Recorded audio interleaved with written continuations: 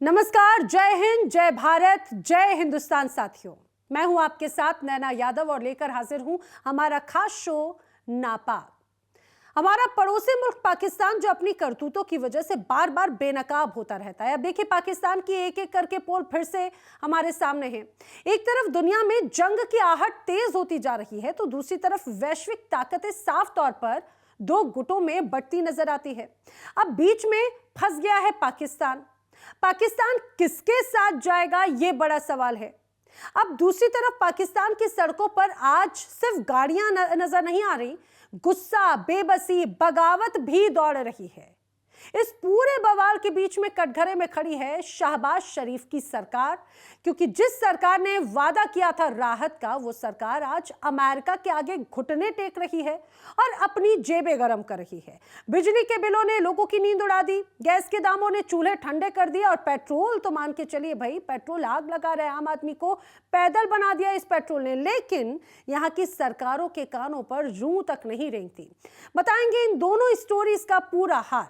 अब ईरान और अमेरिका के बीच में बढ़ते टकराव ने पूरे मध्य पूर्व को युद्ध के मुहाने पर लाकर खड़ा कर दिया।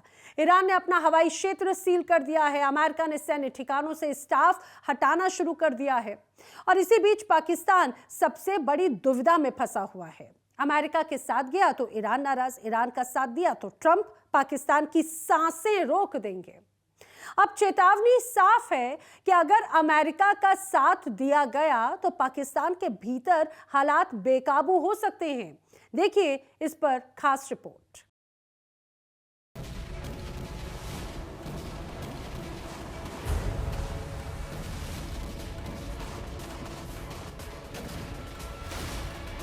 एक तरफ वैश्विक जंग की आहट है, दूसरी तरफ दुनिया भर के मुल्क दो गुटों में बढ़ते हुए नजर आ रहे हैं।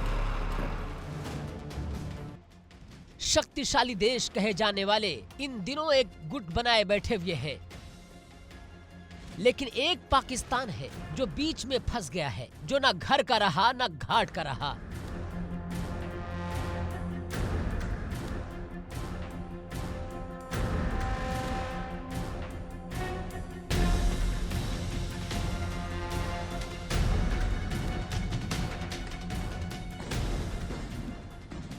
दुनिया भर में इन दिनों तनाव बढ़ा हुआ है। तीसरे विश्व युद्ध की सुगबुगाहट तेज हो गई है।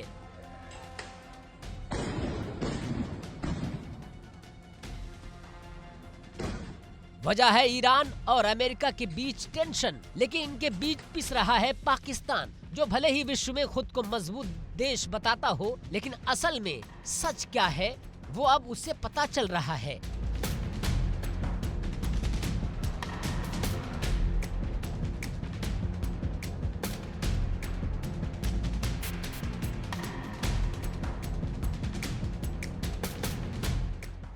भारत से ऑपरेशन सिंदूर में पिटने के बाद उसको अमेरिका की याद आई। अमेरिका ने उसे सहारा दिया और अब वो डोनाल्ड ट्रंप को बीते कई दिनों से खुश करने के लिए हर संभव कोशिश में जुटा हुआ है। लेकिन पाकिस्तान की जनता को ये पसंद नहीं आ रहा है।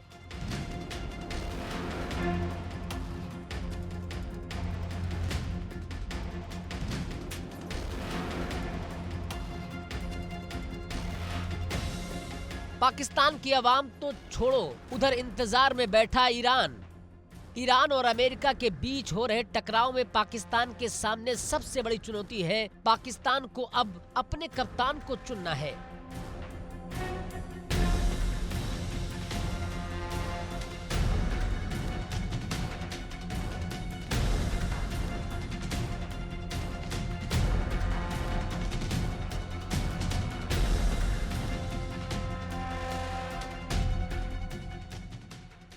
ईरान में हिंसा का कहर थम नहीं रहा है। हालात इतने बिगड़ चुके हैं कि ईरान ने अपना हवाई क्षेत्र पूरी तरह सील कर दिया है। स्थिति बता रही है कि मध्य पूर्व एक बार फिर युद्ध के मुहाने पर खड़ा नजर आ रहा है।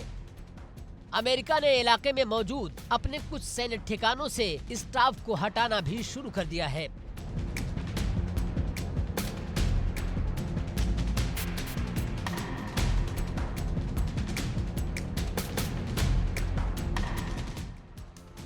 ईरान साफ कह चुका है अगर अमेरिका ने हमला किया तो आसपास के देशों में मौजूद अमेरिकी सैन्य अड्डे निशाने पर होंगे। इसी बीच यूरोपीय अधिकारियों के दावे ने हलचल बढ़ा दी है। कहा जा रहा है कि 24 घंटे बेहद अहम हो सकते हैं।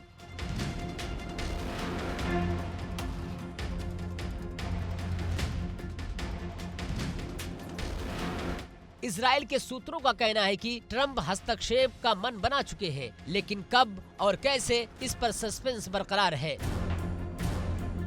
ईरान के हवाले से, इसराइल अमेरिका के हवाले से जंग की जो इस टाइम सिचुएशन चल रही है, अब अमेरिका कह रहा है जंग रोक दो, ईरान कहता है नहीं भाई मैं तो बदला लूंगा।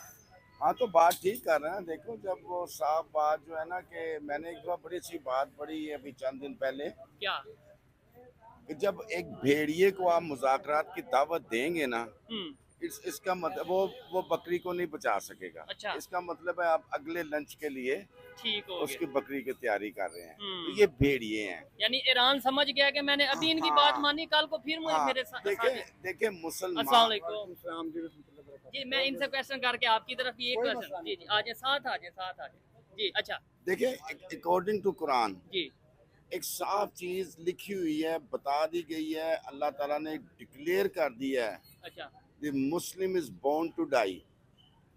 ठीक है, मुसलमान मोमन पैदा ही मरने के लिए होता है। ऐसा ही वो है। हर वक्त उसको पता है मैंने मरना है। ठीक है।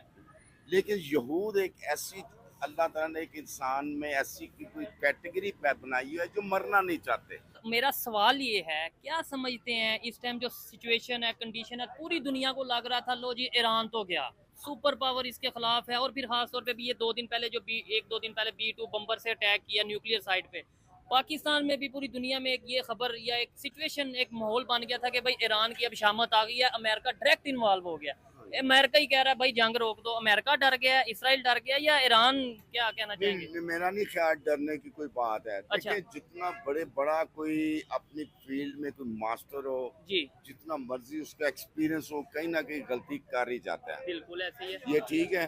जी। ये मेरे ख्याल में ना ये उनकी वर्किंग में कहीं कमी रह गई है। उन्होंने सोचा कि खाली हो गया, कुछ नहीं हो गया, कोई इसका साथ नहीं देगा, ये नहीं होगा, वो नहीं होगा। उनके अंदाजे भी गलत निकले। और ज्यादा देर ये टिक नहीं पाएगा। उनको जो रिपोर्टिंग की गई हम्म। वो भी शायद वो प्रॉपर रिपोर्टिंग नहीं हुई, ठीक तो है। वो वर्कआउट पूरा नहीं कर सके, जिसकी वजह से उनको बैकफुट पे जाना पड़ा। ठीक है। और जंगी हिकमत अमली भी होती है कुछ वक्त, चाहे मुसलमानों हो चाहे कोई भी हो, जंगे जब लड़ी जाती है, some time they have to retreat, बिल्कुल, थोड़ा बैक क्योंकि स्टेप। बैक स्टेप पे आना पड़ता है। ये जंगी हिकमत अमली स्ट्रेटजी होती है। शायद वो स्ट्रेटजी हो मोहलत देना चाहते हो, लेकिन अब ईरान क्योंकि हमारे पास, मैं अगर ईरानी हूँ ना, मैं ईरानी, हाँ। तो मेरे पास जिंदा रहने के लिए कुछ नहीं है, ऑप्शन नहीं है। ऑप्शन ही कोई नहीं मेरे पास। कब से उनके ऊपर इक़्तिसादी पाबंदियां चलती आ रही हैं ईरान ठीक है। के ऊपर, बट 45 साल हो गए हैं, दे हैव टू सर्वाइव। लेकिन देखने में लेकिन पास में ही है। कैसा अच्छा उन्होंने जवाब दिया, कैसी आंखों में आंखें डाल के बात की। युद्ध के तनाव के बीच फंसा है पाकिस्तान। इन दिनों ट्रंप की चमचागिरी करते करते वो फंसता दिखाई दे रहा है। पाकिस्तान की सरकार और सेना प्रमुख मुनीर अपने ही बिछाए जाल में फंस गया है। इधर अमेरिका का साथ देने गया तो ईरान पाकिस्तान को छोड़ेगा नहीं, और ईरान का साथ अगर मुल्ला मुनीर ने दिया तो ट्रंप पाकिस्तान को हुक्का पानी बंद करेंगे, साथ ही आर्थिक रूप से भी उसे कंगाल बनाने का काम करेंगे। अब मुझे बताएं, बड़ी बड़ी पावर्स तो आमने सामने है, अगर अब सीज फायर की बात होती है तो वो कौन सा कंट्री, मैं ऑप्शन दे देता हूँ, कौन सा कंट्री है जो सीज फायर करवा सकता है? सऊदी अरेबिया करवा सकता है, अगर इंडिया की बात करें एक बड़ी इकॉनमी है वो करवा सकता है, या और कोई आपके ख्याल से? मैं समझता हूँ पाकिस्तान करवा सकता है। पाकिस्तान तो कड़ा है। अच्छा मैं समझता हूँ इंडिया इसमें इंटरफेस नहीं करेगा, क्योंकि इंडिया जो है ना, पहले दिन से अगर हम देखें वो इसराइल की हिमायत है। वो चाहते हैं कि ईरान और मुसलमान जिधर भी है उन पर मजालिम हो जाए, अमेरिका हो या जो भी हो, इन पर जुल्म करे। लेकिन ईरान के साथ भी तो चाबहार पोर्ट, आप जैसे आपको तो आइडिया होगा, बिल्कुल। ठीक है, तो उनका बिजनेस चल रहा है। उन्होंने अभी तक कोई ओपनली ऐसी स्टेटमेंट नहीं दी कि जी हम ईरान के अगेंस्ट हैं। नहीं, लेकिन उन्होंने तो बताया कि हम इसराइल के साथ खड़े हैं, और इसराइल जो राज कर रहा है। मैं समझता हूँ इसमें अहम किरदार सऊदी अरब शायद अदा कर सकता है, लेकिन ट्रंप का विजिट था, बड़ा प्रोटोकॉल था, वो भी आपने देखा होगा। ये इस तरह अजीब गेम चल रहा है कि किसी को समझ नहीं आ रहा कि क्या होगा क्या नहीं। ऐसा ही है, और ऐसे में बेहतरी यही है कि सीज फायर खुद ही आपस में बैठ के कर ली जाए, ना भी कोई बीच में आए। लेकिन बड़े कंट्रीज को इन्वॉल्वमेंट करनी चाहिए। जरूर करनी चाहिए, क्योंकि ये वर्ल्ड वॉर 3 की तरफ जो है मामला बढ़ रहा है और इन बहुत खतरनाक नतीजे शायद अल्लाह ना करे इससे पड़ सकती है। ठीक है, ईरान के बाद किसका नंबर है? अगर ईरान हार जाता है, अल्लाह ना करे, मैं कहता हूँ जो जालिम है उसको सख्त से सख्त जो है ना उसके अगेंस्ट पूरी दुनिया खड़ी हो, लेकिन अगर ईरान हार जाता है तो फिर अगला नंबर किसका जंग का? हमारे इलाके में एक मशहूर रिसर्चर है जी, उन्होंने पुश्तो में एक डायलॉग बताई थी जिन्होंने क्या? सारे पठानों ने उसका मजाक उड़ाया क्या? है। वो कह रहे थे कि इसराइलूस हुई ईरान सरा धमाका तैयार था पाकिस्तान का मतलब इसका ये हुआ, वो कह रहे थे कि हम इसराइल कह रहा है कि ईरान के साथ हमें सबसे बड़ा खतरा पाकिस्तान से है, इसके बाद तो टारगेट भी नेक्स्ट पाकिस्तान ही होगा। दूसरा ये कि अमेरिका का साथ देने पाकिस्तान की जनता को भी नाराज करने जैसा ही होगा, जो पाकिस्तान में गृह युद्ध की स्थिति को पैदा कर सकता है और पाकिस्तान को जला सकता है। यानी पूरी तरह से वर्ल्ड वार की स्थिति में पाकिस्तान बुरी तरह से अटका हुआ है। अब उसकी स्थिति चुपचाप बैठने की हो चुकी है और आवाम गुस्से में लाल है। अच्छा, जिस टॉपिक पे वीडियो रिकॉर्ड कर रहे हैं पूरी दुनिया को इस टाइम पता है और पूरी दुनिया में एक ही टॉपिक डिस्कस किया जा रहा है। पहले अभी 2 दिन पहले या कुछ घंटे पहले चल रहा था Iran versus Israel. No doubt back पे अमेरिका भी था, लेकिन अब तो डायरेक्ट ईरान वर्सेस अमेरिका हो चुका है। अमेरिका ने 3 उनकी जो सी हैं न्यूक्लियर साइट्स के ऊपर अटैक किया है और बहुत ज़बरदस्त किस्म का अटैक किया है। क्या ईरान जवाबी कार्रवाई करेगा या खामोश हो जाएगा? देखें, यहाँ तो लोग एनर्जी और रिसोर्सेज के ऊपर लड़ते हैं, यहाँ फिर लोग मज़हब के ऊपर लड़ते हैं। तो मेरी जो ओपिनियन है इस वक्त यूनाइटेड नेशंस या जो यूएसए के अंदर छलांग जिसने लगा दी है वो रिसोर्सेज के लिए लड़ना चाहता है, वो एनर्जी सेक्टर के लिए लड़ना चाहता है। और दूसरी जो उसका मेन पॉइंट है वो ये चाह रहे हैं कि there should not be a nuclear power, उनको न्यूक्लियर पावर नहीं होना चाहिए और न्यूक्लियर पावर अगर होंगे तो उनसे उनको खतरा है। और वो ये चाहते हैं कि इन सारी चीज़ों को वो एक यूनाइट करके उनके ऊपर अटैक करके उनकी न्यूक्लियर पावर को ख़त्म कर सकें। And they also want that कि वो उनके जो रिसोर्सेज एनर्जी रिसोर्सेज हैं उनके ऊपर भी गलबा डाल सके। I consider this. ठीक हो गया, आपकी एक अपनी ओपिनियन है। मुझे बताएं ईरान जवाबी कार्रवाई करेगा या नहीं करेगा? ये बेसिक टॉपिक हमारा ये है। आई एम एक्सपेक्टिंग दैट कि ईरान इसके खिलाफ जवाबी कार्रवाई करेगा। एज ये जो ईरान का फॉरेन मिनिस्टर है उसने भी कहा है कि we will against this war. अगर वो कोई इसमें दूसरा बंदा छलांग लगाता है तो हम उसके भी खिलाफ हैं। ठीक है, उन्होंने ये कहा है। ये आपके ख्याल से जवाबी कार्रवाई होनी चाहिए? जवाबी कार्रवाई होगी और मैं ये एक्सपेक्ट कर रहा हूँ कि वो जवाबी कार्रवाई करें। अगर ये तीसरा बंदा आपकी लड़ाई में इंटरफेयर कर रहा है तो उसे क्या हक है? क्या मुझे बताएं, अगर सुपर पावर, देखें वैसे तो हम कहते हैं अल्लाह ही सुपर पावर, लेकिन जो दुनियावी एक चल रहा है सेटअप और ये चीजें रियलिटी हैं कहीं ना कहीं कि दुनिया में अमेरिका की बात मानी जाती है। अगर सुपर पावर के अगेंस्ट वो रिटेलिएट करता है, आपको नहीं लगता कि फिर वो बड़ा वर्स्ट किस्म का रिएक्ट करेगा अमेरिका और फिर एक वर्ल्ड वार टाइप एक इन्वायरमेंट बन जाएगा? आपको नहीं लगता ऐसा? I was studying article last night. मैं एक आर्टिकल रात को पढ़ रहा था जिसमें वो यही लिखा था कि ये एक बहुत बड़ी जंग का शुरुआत भी हो सकती है, जिसे हम स्टार्ट कहते हैं, जिसे कमेंट्स कहते हैं कि और जियो पोलिटिकल इशूज़ जो बनेंगे इसके बाद वो भी तो ओबियस हैं। अब देखें ना, एक बहुत बड़े country which is a super power and leading the world, आप उनके खिलाफ इस तरह से आप जिस तरह ओपनली कोई एक्ट नहीं कर सकते या रिएक्ट नहीं कर सकते आप उनको कह रहे हैं कि वी विल अगेंस्ट यू। लेकिन as Donald Trump have tweeted on his tweet account के यूएसए इनके खिलाफ कैंपेन चलाएगा and with the full force they have on their army. तो इस लिहाज से अगर देखा जाए तो ये बड़ी क्रिटिकल सिचुएशन है, बहुत क्रिटिकल सिचुएशन है जिसमें अदर कंट्रीज भी इन्वॉल्व हो सकती। पाकिस्तान का हाल इन दिनों फिर से खस्ता हाल हो चुका है।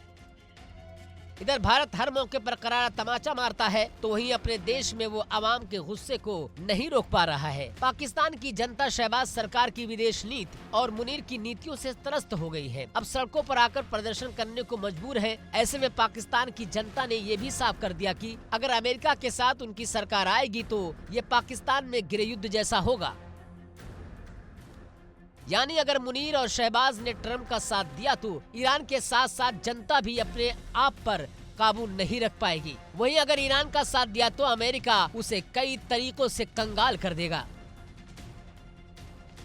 ईरान की भी स्टेटमेंट थी कि अगर वार्न किया था अमेरिका को, यूएसए को, कि अगर आपने इन्वॉल्वमेंट की तो हम भी डायरेक्ट आपको हिट करेंगे। अब ये सारी सिचुएशन पे ऊपर आप क्या कहना चाहेंगे? मैं कहना ये चाहता हूँ कि सबसे पहले तो ईरान ने जो है ना मुसलमानी का जो जज्बा है वो लोगों को दिखा दिया कि हम मुसलमान असलियत में मुसलमान है।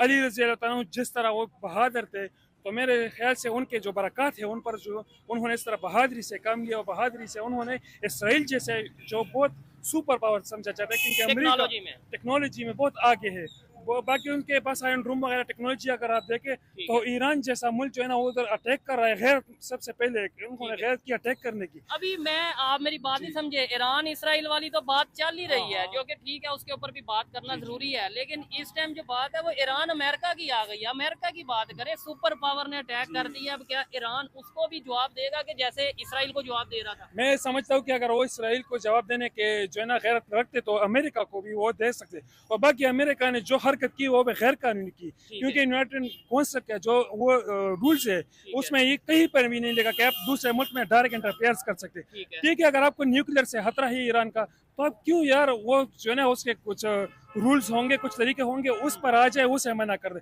तो आप किस तरह डायरेक्ट किसी जो है ना एक आजाद रियासत पर हमला कर रहे हो? तो मैं समझता हूँ कि ईरान भी कोई नॉर्मल अटैक नहीं था, ये तो पता नहीं कितना हैवी अटैक था जिसमें बिलियंस ऑफ डॉलर के जो प्लेन है, जो बम्बर्स हैं, बम्बर 2 जिन्हें कहा जा रहा है, वो यूज किए गए हैं। बिल्कुल, और जो है ना उनके जो कीमती असास है मतलब न्यूक्लियर एसिड, उनको टारगेट कर दिया।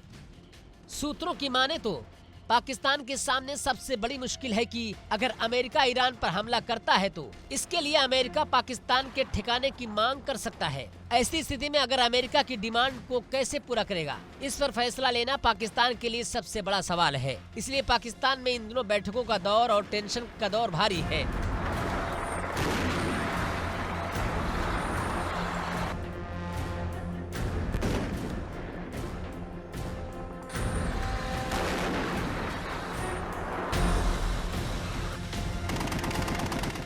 अगर युद्ध होता है तो पाकिस्तान का बीच में पिसना तय है। अब देखना होगा कि अमेरिका या ईरान पाकिस्तान को कैसे माफ करते हैं।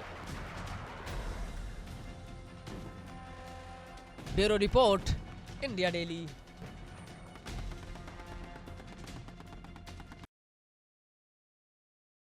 अब पाकिस्तान, एक ऐसा मुल्क जो कभी तरक्की के दावे करता था, आज कंगाली की कगार पर खड़ा है।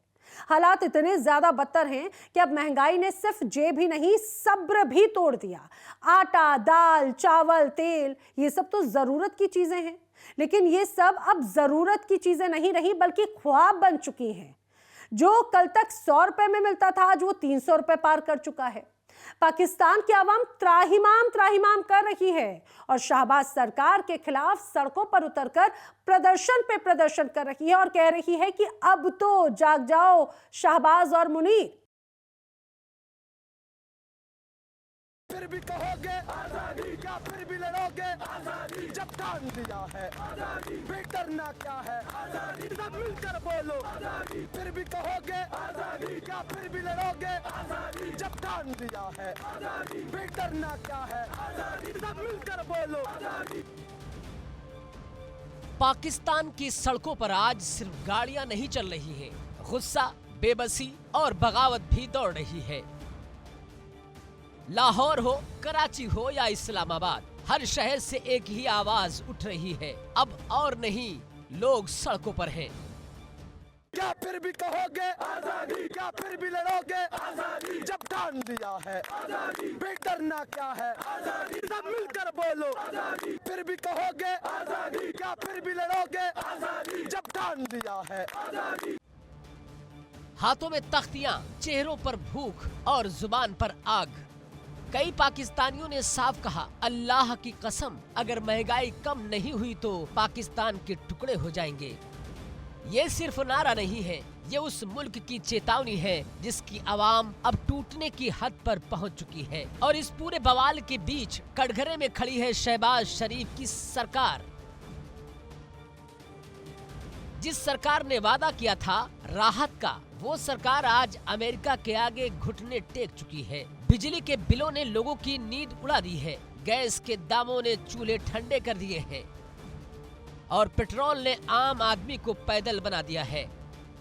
भाई आपके मुल्क के अंदर जब तक जो है स्टेबिलिटी नहीं आएगी पॉलिटिकल, तब तक कुछ नहीं होगा। आपने एक बंदे को जो है 4 साल से नाक जेल में कैद किया हुआ है। इस लड़ाई के अंदर गरीब तो पिस गया ना, वो तो दोनों तरफ से पिस रहे। भाई गरीब जो है तभी सही होगा जब आपके ऊपर वाले जो है अपने पेट कम करेंगे, सही है, चोरी कम करेंगे, डॉलरी जंग कम करेंगे, डॉलरों के पीछे भागना कम करेंगे। हम सब जो है इसी वजह से यहाँ खड़े हुए हैं कि जो है हमने 8 फरवरी को इस कराची शहर ने 22 सीटों से स्वीप करवाया इमरान खान को। हमारी 22 सीटें खा गए ये लोग, किसके पास जाएं, क्या करें?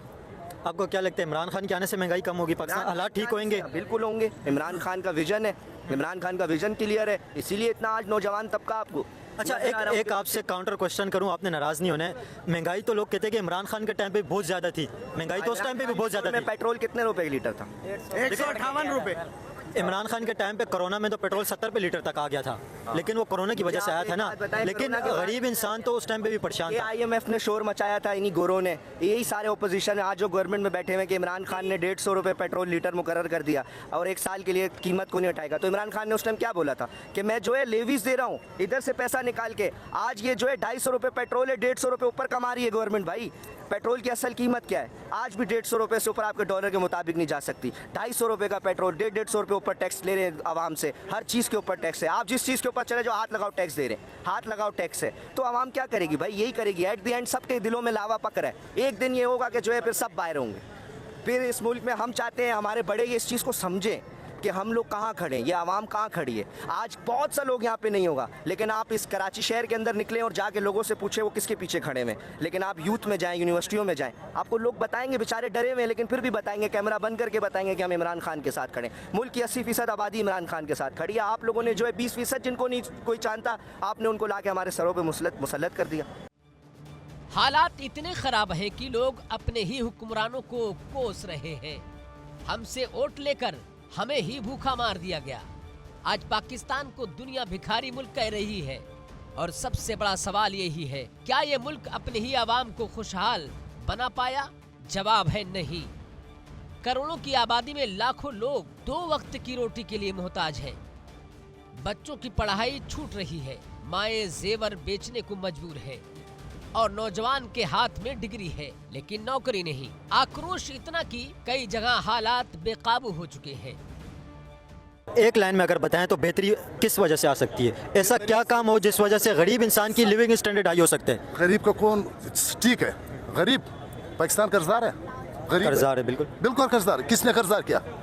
हुक्मरानों ने, गुमरानों ने। ये तेरे को पता है ना, वो खरबपति है और गरीब कर्जदार है। तुम कहाँ से खरबपति बन गया? तुमने इतने जायदाद कहाँ से लाया? इसी मुल्क में तुम भी तो रहता है। तुमने इतना सारा जायदाद कहाँ से लाया जो तुम खरबपति बन गया और हमारा कोई एक वक्त रोटी नहीं मिल रहा है? तो तुमने मेरे से चुना है। तुम हुक्मरानों के पास क्यों नहीं जा रहे जो गरीब आवाम के पास जा रहे कि इसको पकड़, उसको पकड़, इसके हिसाब मालूम करो कि ये क्या बोल रहे हैं, वो क्या बोल रहे हैं। इस तरह चलता है मामला। अपना ईमान मजबूत करे हर आदमी, खुद ब खुद पाकिस्तान ठीक हो जाएगा। अपना बच्चे, इसका बच्चे भी अपना बच्चे समझ, इंसानियत समझ। तुम लोग अपना हिसाब सीधा करो, मुल्क खुद सीधा हो जाएगा। तुम लोग ईमानदारी का कदम उठाओ, मुल्क खुद सीधा हो जाएगा। तुम बोल रहे कर्जा, इमरान खान ने कर्जा किया, इस मुल्क को कर्जदार किया। कर्जा तो 65 से लेके जब 60 से जब कैपिटल चेंज हुआ था, कर्जा तो उस टाइम से ले रहे हैं। सुन लो, जब तुम्हारा मुल्क आजाद हुआ, ये मुल्क चीन, जापान को इमदाद दे रहा था।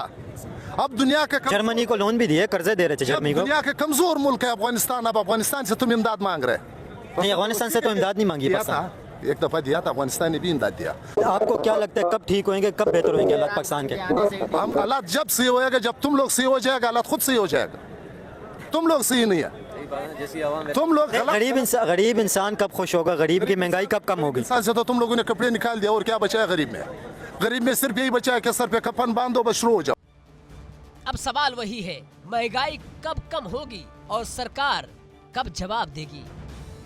आज पाकिस्तान सिर्फ आर्थिक संकट में नहीं है, ये सियासी, सामाजिक और नैतिक संकट से भी जूझ रहा है। अगर हालात ऐसे ही रहे तो ये गुस्सा सिर्फ सड़कों तक सीमित नहीं रहेगा। इतिहास गवाह है, जब पेट भूखा होता है तो तख्त हिल जाते हैं।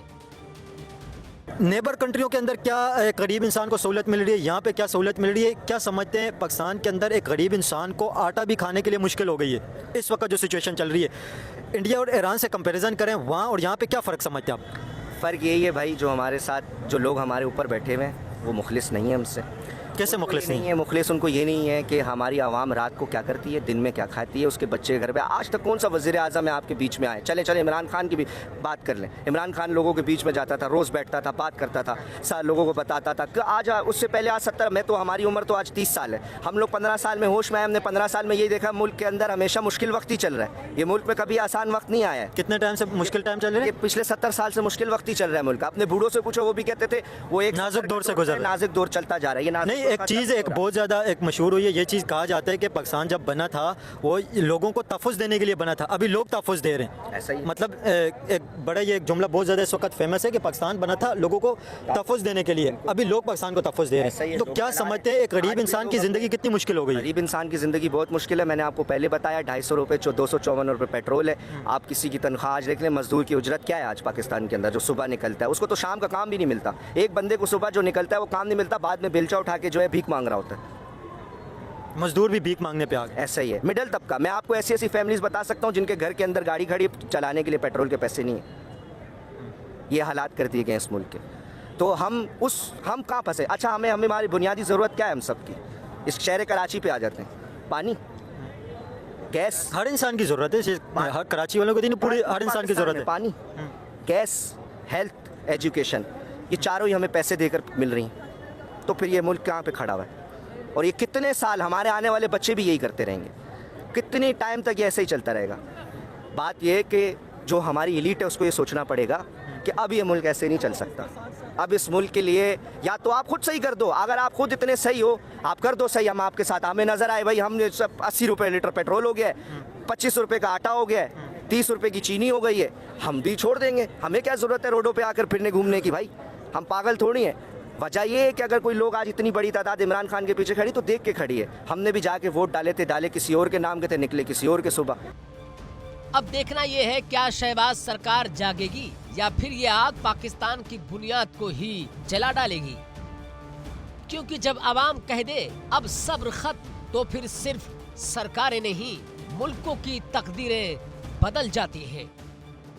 Bureau report, India daily. फिर भी लड़ोगे आजादी, जब ठान लिया है आजादी, डरना क्या है आजादी, सब मिलकर बोलो आजादी। पिछले कुछ वक्त से हमने देखा कि खासतौर से पाकिस्तान में चाहे बात IMF की तरफ से लगातार कर्ज मिल रहा हो, दुनिया के अलग अलग देश, अमेरिका जैसी बड़ी ताकतें पाकिस्तान में बड़ा इन्वेस्टमेंट कर रही हैं पाकिस्तान की आर्थिक व्यवस्था को सुधारने के लिए।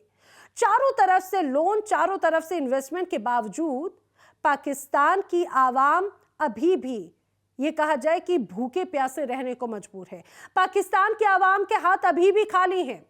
कई इलाके अभी भी बेसिक नेसेसिटीज के ख्वाब भर देख रही हैं और ये सारे पैसे मिलने के बावजूद वहां की जनता बार बार इसी उम्मीद में है कि शायद सरकार की तरफ से उन्हें राहत मिले, लेकिन सरकार और हुक्मरान सिर्फ अपनी जेबें गर्म कर रहे हैं, उन्हें आम जनता से कोई लेना देना नहीं है।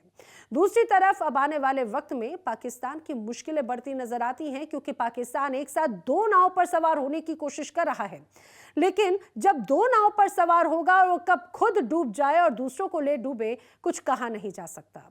इसी के साथ नापाक में आज के लिए फिलहाल इतना ही। देश दुनिया की तमाम खबरें इंडिया डेली पर आगे भी जारी है।